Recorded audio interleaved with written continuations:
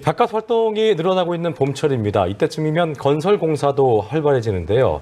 그만큼 안전사고도 늘지 않을까 우려가 나오고 있습니다. 건설 안전 업무를 수행하고 있는 국토안전관리원의 김일환 원장 모시고 관련 내용들 자세히 짚어보겠습니다. 예, 어서 오십시오. 안녕하십니까? 안녕하십니까? 예, 반갑습니다. 올 2월 하순에 새로 취임하신 걸로 알고 있습니다. 그만큼 막중한 책임감을 좀 느끼실 것 같은데 보니까 이제 지난해 산업재해 사망자의 절반 이상이 건설 관련이어서 올 한 해에도 건설 안전의 비중이 높아지고 있다고 하더라고요. 예, 그렇습니다. 우리 국토안전관리원은 대형 교량이나 댐 등 그 기반 시설의 유지 관리 업무를 해오고 있었는데요. 예. 건설 현장의 안전사고를 획기적으로 줄이겠다는 정부 정책에 따라 새로 출범하게 되었습니다. 예. 말씀하신 것처럼 그 전체 산업재해 사망자 수가 작년 같은 경우 한 828명 됩니다. 네. 이 중에 절반이 넘는 417명이 건설 현장에서 나오고 있습니다. 정부에서도 1월 달에 중대재해 처벌법을 시행을 하면서 산업재해를 획기적으로 줄이겠다고 이렇게 노력을 하고 있고요. 특히 그 건설 현장에서의 그 사망 사고를 줄이겠다고 많은 노력을 하고 있습니다. 예. 저희 국토안전관리원도 이에 부응해서 그 건설 현장의 그 안전 진단을 통해서 사고를 획기적으로 좀 줄이려고 많은 노력을 그렇게 하고 있습니다. 네, 특히 안전 점검에도 많이 힘을 쏟고 있는 걸로 알고 있는데 소규모 건설 현장에 특히 집중을 하고 계시다고 들었습니다. 이유가 있을까요? 예. 우리나라에서 이루어지고 있는 한 해 그 건설 현장 규모가 한 15만 한 3천여 건 됩니다. 예. 그중에 한 92%가 소규모 현장입니다. 그리고 또 실제 사망 사고도 소규모 건설 현장에서 많이 나오고 있습니다. 더 벌어지고 있군요. 예, 좀 더 구체적으로 말씀드리면 3억 미만의 그 현장에서 전체 사망 사고의 한 41%가 나오고 있고요. 3억에서 50억 미만의 현장에서도 한 30%의 사망자가 나오고 있습니다. 소규모 건설 현장이 아무래도 중대 규모 현장보다는 그 건설 안전 대책이 좀 미흡한 그런 면이 있습니다. 네. 그래서 정부에서도 소규모 현장에 대해서 여러 가지 안전 대책을 세워서 수립하고 시행하고 있고요. 예. 저희 그 국토안전관리원도 소규모 현장에 대해서 집중해서 안전 점검을 실시하고 있는 그런 이유이기도 합니다. 그렇군요. 자, 이제 저희가 앞서 말씀드린 것처럼 봄철이 되고 따뜻해져서 건설 공사가 이제 활발해질 텐데 올 한 해 그 현장 점검은 어떻게 진행하실 계획이신지 좀 들어보겠습니다. 저희가 이제 현장 점검을 할 때 크게 한 3가지 정도를 염두에 두고 있습니다. 말씀드린 것처럼 사망 사고가 집중되고 있는 그 소규모 건설 현장에 대한 점검 개수를 좀 많이 늘리려고 합니다. 작년에 저희가 한 13,000여 개의 그 소규모 현장에 대해서 안전점검을 실시를 했는데요. 올해는 이거보다 한 20% 늘어서 한 15,600여 개소에 대해서 안전점검을 할 생각입니다. 네. 그리고 이제 100억에서 한 300억 미만의 그 공사도 한 2,600여 개소 저희가 추가로 안전점검을 실시할 그럴 계획입니다. 두 번째는 그 대개 이제 안전점검이나 이거를 이제 지적 위주나 혹은 그 행정벌 위주로 생각할 수가 있는데요. 저희는 어차피 사고를 좀 미연에 방지하자는 취지가 있기 때문에 가급적이면 그 수요자 중심의 궤도 중심으로 안전점검을 시행할 계획입니다.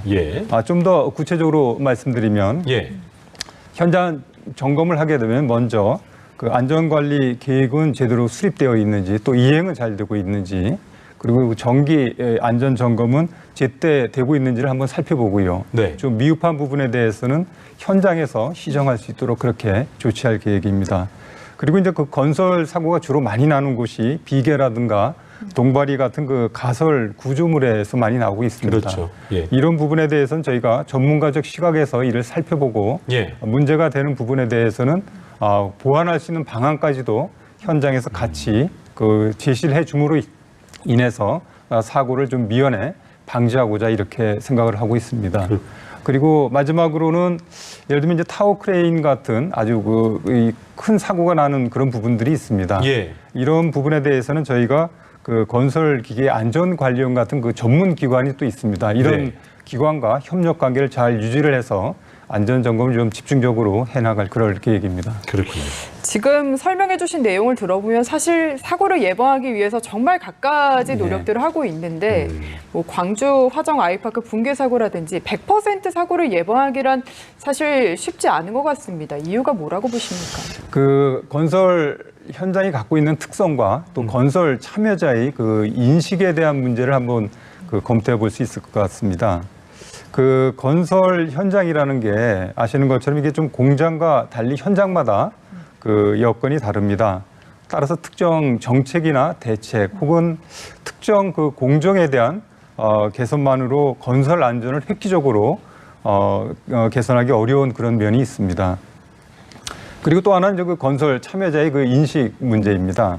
그 발주자나 시행자가 이 경제성을 좀 앞세워서 충분한 공사비나 충분한 공기를 주지 못하게 되면 결국은 건설 현장에서는 안전보다는 수익성 위주의 그 공사를 진행할 수밖에 없고요. 결과적으로 이런 것들이 안전에 많은 그 문제를 제기한다고 보고 있습니다. 그리고 마지막으로 그 건설 현장에서 실제 일을 하는 건설 근로자들이 안전의식이 좀 충분하지 못한 면도 있는 것 같습니다. 뭐 이 정도는 괜찮겠지 하는 그런 그 약간의 그 안일한 인식이 아차 사고로 많이 이어집니다. 예를 들면 한 2m 정도 높이에서 작업을 하는 경우에 크게 이제 높지 않다 보니까 이 정도는 괜찮겠지 하는 생각에 안전모를 쓰질 않는다든가 예를 들면 안전고리를 체결하지 않고 작업을 하다가 추락으로 이어지는 사고가 많이 있습니다.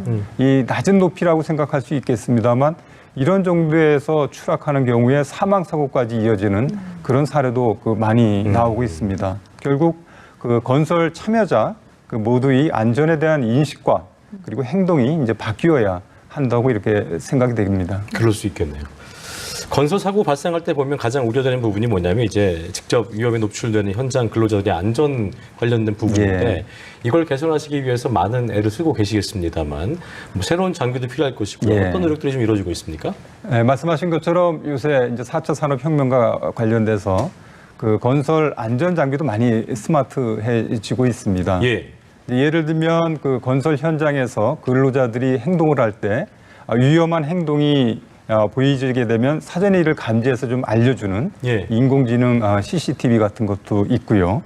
그다음에 이제 흑막이나 이제 비계 같이 원래 이제 본래 공사를 하기 전에 설치한 그 가설 시설물들이 움직여서 혹은 전도될 위험이 있다든가 사고 위험이 보인다면은 이를 미리 좀 감지해서 알려주는 붕괴 및 변이 위험 경보 장비 같은 것도 있고요. 그다음에 이제 그 포크레인 같은 그 건설 기계 장비가 현장에서 일을 할 때 그 위험 반경 안에 근로자가 들어갈 수 있습니다. 이럴 때 이를 미리 알고 경고음으로 알려주는 충돌 협착 장비 같은 여러 가지 스마트한 안전 장비가 많이 개발되고 있고 또 보급되고 있습니다. 그래서 저희 국토안전관리원도 작년부터 그 국토부와 같이 스마트 안전 장비에 대해서는 무상으로 좀 지원하는 그런 사업을 진행하고 있습니다. 그 영남권 12개 소규모 그 건설 현장에 대해서 저희가 스마트 안전 장비 무상 지원 사업을 했는데 결과도 매우 좋고요. 또 현장의 그 호응도 상당히 좋아서 올해는 이를 좀 전국적으로 이렇게 확대해 나갈 그럴 계획입니다. 마지막으로 짧게 중대재해처벌법이 살짝 앞서서 언급이 됐는데 질문을 드리고 싶은 게 이게 사업주를 처벌을 하는 법이지 않습니까? 그런데 아무리 주의를 하더라도 뭐 근로자의 실수로 이게 사고가 발생할 수도 있는데 사업주만 엄벌하는 건 좀 너무한 게 아니냐라는 현장의 불만도 있는 것 같습니다. 여기에 대해서는 어떻게 생각하십니까? 뭐 말씀하신 것처럼 아마 이제 사업주에 대한 그 징역형 규정이 아마 중대재해처벌법에 대해서 기업인들이 큰 우려를 낳고 있는 그 배경이라고 봅니다. 안전 의무를 뭐 이행하더라도 중대재해를 100% 막을 수 없는 경우도 있을 수 있고요. 또 근로자의 부주의나 실수로 재해가 발생하는 경우에도 사업주가 처벌되는 것에 대한 그 불합리한 점을 많이 그 말씀들 하십니다. 뭐 상당히 그 수긍이 가는 면이 있습니다. 근데 아마 이제 저희 그 건설 산업만 놓고 보면 그 재해율이 상당히 높습니다. 계속 언제까지 이 높은 재해율을 두고 볼 수는 없는 그런 현실적인 여건도 있습니다.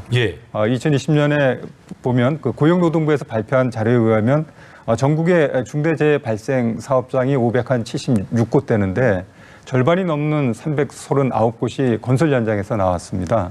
그래서 산업재해를 어차피 획기적으로 줄이겠다고 해서 중대재해처벌법이 이 도입되었습니다.